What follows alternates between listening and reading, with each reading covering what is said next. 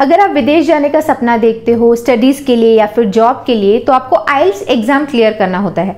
आइल्स exam यानी international English learning test. ये test basically English को लेके आपकी फ्लुएंसी और आपका कमांड चेक करने के लिए होता है कि आप इंग्लिश में कितने अच्छे हो।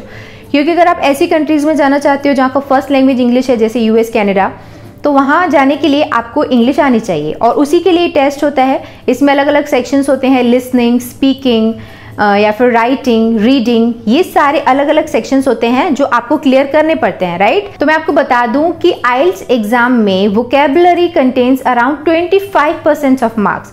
ये डायरेक्टली एक सेक्शन नहीं होता कि वोकैबुलरी इतनी आनी चाहिए, ऐसा नहीं है, बट आप स्पीकिंग में कितना अच्छा वोकैब यूज़ कर रहे हो, आपका फ्लुएंसी कितना है, राइटिंग में आप कितने अच्छे वर्ड्स यूज़ कर रहे हो, किस तरीके के किनके क्या सिनोनिम्स हैं, ये सब जानना बहुत ज़रूरी हो जाता है अगर आप अच्छा बैंड स्कोर करना चाहते हो आइल्स एग्जाम में। तो इस वीडियो में मैं आपको कुछ around 5 most important vocabulary words बताने वाली हूँ, उनके सिनोनिम्स और उनके एंटोनिम्स, राइट, और उनके एग्जाम्पल सेंटेंसेस। तो अगर आप आइल्स एग्जाम की तैयारी नहीं भी कर रहे हो तो भी आपको इस वीडियो में सीखने के लिए मिलेगा 5 वर्ड्स, उनके मीनिंग, सिनोनिम्स, एंटोनिम्स। ओवरऑल ये वीडियो सभी के काम का है जो भी इंग्लिश सीखना चाहते हैं। तो चलिए वीडियो में आगे बढ़ते हैं और सीखते हैं 5 very important IELTS vocabulary words with their synonyms, antonyms and example sentences. तो सबसे पहला वर्ड है हमारी लिस्ट में प्लेथोरा। प्लेथोरा का मतलब होता है a very large amount of something, यानी किसी भी चीज की बहुत ज्यादा मात्रा, प्रचुरता या ढेर सारा होना, या किसी भी चीज का जरूरत से ज्यादा होना।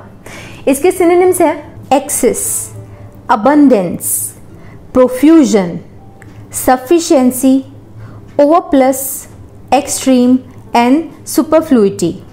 इसके एंटोनिम्स हैं dearth, lack, deficiency, inadequacy, insufficiency and under supply.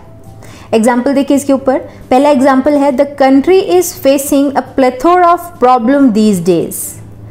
The country is facing a plethora of problem these days, यानी इन दिनों देश बहुत सारी समस्याओं से जूझ रहा है। नेक्स्ट एग्जाम्पल है इसके ऊपर there are plethora of books in the library, यानी लाइब्रेरी में बहुत ज्यादा किताबें हैं। नेक्स्ट वर्ड है हमारी लिस्ट में कंटेंटमेंट। कंटेंटमेंट का मतलब होता है हैप्पीनेस एंड सेटिस्फेक्शन, यानी एकदम संतुष्टि, तृप्ति, संतोष। इसके सिनोनिम्स हैं pleasure, happiness, comfort, appeasement and satisfaction.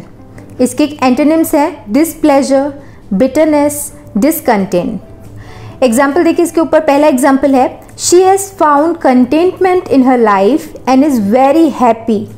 She has found contentment in her life and is very happy, यानी उसने अपने जीवन में संतोष पा लिया है और बहुत खुश है। सेकेंड एग्जाम्पल है इसके ऊपर richness doesn't always bring contentment, यानी अमीरी हमेशा संतोष नहीं लाती है। Richness doesn't always bring contentment. Next word है हमारी लिस्ट में अकोमोडेट। अकोमोडेट का मतलब होता है टू हैव और मेक अ रूम फॉर, यानी किसी को जगह देना, किसी के लिए जगह बनाना, समायोजित करना, यानी अपने अंदर शामिल कर देना या फिर किसी की सहायता करना।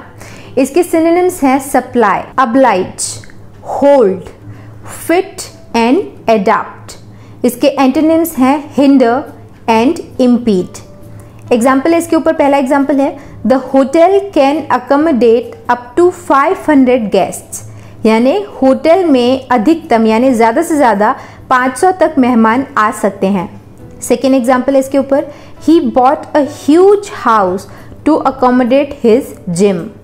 ही बॉट अ ह्यूज हाउस, यानी उसने बहुत बड़ा मकान खरीदा, टू अकोमोडेट हिज जिम, यानी अपने जिम को जगह देने के लिए। सो अभी तक हमने 3 वोकैबुलरी वर्ड्स पढ़ लिए हैं। आपको समझ में आ रहा होगा कि वोकैबुलरी कितनी इंपॉर्टेंट है स्पीकिंग, राइटिंग के लिए। क्योंकि देखिए अगर जो एग्जामिनर है वो आपसे पूछता है व्हाट आर योर हॉबीज़, तो अगर आप बोलना चाहो कि मेरी बहुत सारी हॉबीज़ हैं, I have many hobbies, instead of saying this अगर आप ऐसा बोलो I have plethora of hobbies, तो सोचिए सामने वाले पे कितना अच्छा इंप्रेशन पड़ेगा। इनफैक्ट इन जनरल भी विदाउट प्रिपेयरिंग फॉर आइल्स अगर आप ऐसा बोलते हो आप plethora of hobbies, there are plethora of books in the library, तो सामने वाले पे बहुत अच्छा इंप्रेशन पड़ता है और आप आइल्स में अच्छा स्कोर कर सकते हो। वैसे अगर आप आइल्स की तैयारी को लेकर सीरियस हो और आप बहुत अच्छा बैंड वहाँ पे स्कोर करना चाहते हो, तो मैं आपको एक ऐप रिकमेंड करती हूँ जो फॉर श्योर आपको हेल्प करेगा। आपको पता है कि आइल्स की तैयारी में आपको डिफरेंट एरियाज में अच्छा परफॉर्म करना होता है, जो कि है listening, speaking, reading and writing. तो लिसनिंग एंड स्पीकिंग की तैयारी के लिए आपको नेटिव स्पीकर्स के साथ ज़्यादा से ज़्यादा इंटरेक्ट करना होता है, तो उसके लिए आपको कैम्बली हेल्प कर सकता है। कैम्बली एक ऐसा ऐप है जो आपको ये दोनों एरियाज बहुत हेल्प करेगा अच्छा करने में, यानी लिसनिंग एंड स्पीकिंग। और कहीं भी आप टिप्स देख लेना तो आपको बोला जाता है कि अगर आप अपनी स्पीकिंग और लिसनिंग अच्छी करना चाहते हो तो आपको नेटिव स्पीकर्स के साथ ज़्यादा से ज़्यादा इंटरेक्ट करना चाहिए, उन्हें सुनना चाहिए। तो कैम्बली अगर आप ऐप यूज़ करते हो तो आपको यूके, कनाडा, यूएस के जो नेटिव स्पीकर्स हैं उनके साथ, ये सारे ट्यूटर्स के साथ आप 1 to 1 बात कर सकते हो। तो अगर उनको आप सुनोगे, उनसे बात करोगे, तो ये दोनों चीज़ें तो आपकी बहुत अच्छी हो जाएंगी। इनफैक्ट कैम्बली में बाकायदा कोर्स दिया गया है, बिजनेस इंग्लिश, पर्सनल इंग्लिश, और आइल्स के लिए स्पेशल सेक्शन है, तो वो भी आप ज्वाइन कर सकते हो। तो अगर आपके पास बजट है और आप आइल्स की तैयारी को लेके सीरियस हो तो यहाँ आप स्पेंड कर सकते हो। आपको लिटरली बहुत हेल्प मिलेगी कैम्बली से, ट्रस्ट मी। एंड वहाँ पे 24/7 ट्यूटर्स अवेलेबल हैं। आपको जो ट्यूटर जिसका प्रोफाइल आपको कन्वीनियंट लगता है, अच्छा लगता है कि हाँ ठीक है ये हमें पढ़ा सकते हैं, आप उनके साथ कनेक्ट करते हो, तो उनसे आप कनेक्ट हो जाइए और उनसे इंग्लिश सीख लीजिए। तो कैम्बली काफ़ी अच्छा ऐप है। मैं आपको एक डेमो कॉन्वर्सेशन दिखाती हूँ विद अ कैम्बली ट्यूटर कि आप कैसे उनसे कुछ भी पूछ सकते हो। जैसे अगर आप आइल्स में अच्छा स्कोर करने के टिप्स पूछना चाहो तो वो भी पूछ सकते हो। तो इस तरीके से कैम्बली आपको काफ़ी हेल्प करता है। 3 most important tips, I mean, to focus on vocabulary, because as I was making this video, I researched about it, and I think it contains like 20%, 25% of marks, I mean, focused on vocabulary and synonyms, antonyms. Yeah. So first must be vocabulary, and according to you, what are the 3 top tips in like 15 seconds? You can tell if. Well, obviously the next one is obviously pronunciation and intonation. So you cannot just be speaking at a flat level. Your voice needs to move up and down like a native speaker would, putting stress on the correct words. And obviously you can't make complete sentences with huge grammar issues, because this is going to be a problem as well. So you need to be able to form the sentences correctly and quickly. Okay. Means vocabulary, pronunciation, and grammar, sentence formation are the 3 main tips. Okay. Yeah. Thank you. Tammy. All right, no problem. Thanks for your help. Bye. तो ये तो मैंने आपको छोटा सा demo conversation दिखाया। आप अपने प्लान के अकॉर्डिंग, जो भी आप प्लान चूज करते हो उसके हिसाब से आप जितनी चाहे बातें ट्यूटर्स के साथ कर सकते हो, जितने चाहे आप क्वेश्चंस पूछ सकते हो, कोर्स जो भी चाहे सिलेक्ट कर सकते हो, तो वो आपकी चॉइस है। अगर आप 3 मंथ का प्लान चूज करते हो तो उसमें आपको थोड़ा सा बेनिफिट होता है। हालांकि ये ऐप कॉस्टली है, आपको थोड़ा सा बजट में होना पड़ता है, बट अगर आप 3 मंथ का प्लान चूज करते हो और आपको 25% डिस्काउंट चाहिए तो आप IC25 अगर कोड यूज करते हो तो आपको 25% 3 मंथ के प्लान के ऊपर डिस्काउंट मिलेगा। तो एक रिकमेंडेशन है, अगर आप इसे परचेस करना चाहें तो कर सकते हैं, बाकी अदरवाइज भी आप हमारे चैनल से फ्री ऑफ कॉस्ट अपनी स्पोकन इंग्लिश की तैयारी तो कर ही सकते हैं। Anyway, now let's move forward और देखते हैं हमारा नेक्स्ट वोकैबुलरी वर्ड, जो कि है एवरलास्टिंग। एवरलास्टिंग का मतलब होता है लास्टिंग फॉरएवर और फॉर अ लॉन्ग टाइम, यानी हमेशा अनंत काल तक चलने वाला, जो बहुत टिकाऊ हो, जो बहुत लंबे समय तक चले। इसके सिनोनिम्स हैं perpetual, immutable, deathless, immortal, endless, undying, unending, eternal and imperishable.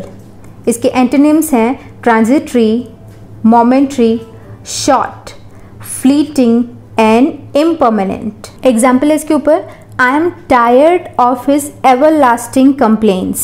I am tired of his everlasting complaints, यानी मैं उसकी कभी ना खत्म होने वाली कंप्लेन से तंग आ चुका हूँ। नेक्स्ट एग्जाम्पल इसके ऊपर, he believes in everlasting life after death.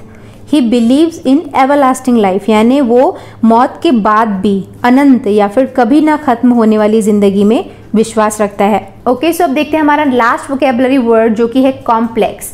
Complex का मतलब होता है डिफिकल्ट टू अंडरस्टैंड, यानी जिसे समझना मुश्किल हो, जटिल, पेचीदा या फिर संयुक्त। और एक मनोग्रंथि यानी एक मेंटल स्टेट को भी कॉम्प्लेक्स बोला जाता है, जिसमें इंसान किसी भी बात को लेके बहुत ज़्यादा सोचने लगता है, बेसिकली अपने आप को कम समझने लगता है, नेगेटिव वे में सोचता है, तो उसे भी कॉम्प्लेक्स बोला जाता है। इसके सिनोनिम्स देखिए, complicate, composite, confused, tangled, problematical and knotty. Antonyms हैं इसके simple, straightforward and simplified, example है, पहला एग्जाम्पल है this is a highly complex matter, यानी ये एक अत्यधिक जटिल मामला है। दूसरा, he has got a complex about his short height, यानी उसे अपनी छोटी हाइट के बारे में हीन भावना है, मतलब वो खुद को बहुत कम समझता है, अपने आप के बारे में, बहुत हाइट के बारे में सोचता रहता है, उसे कॉम्प्लेक्स है। ठीक है, तो यहाँ पर हमारे आज के 5 वोकैबुलरी वर्ड्स की लिस्ट ओवर होती है। आई होप ये वीडियो आपको पसंद आया होगा, अच्छा लगा हो तो लाइक करिएगा, शेयर करिएगा और हमारे चैनल को सब्सक्राइब जरूर करिएगा। मिलते हैं हमारे अगले वीडियो में एक और नए टॉपिक के साथ। See you in the next video, bye bye, thanks for watching.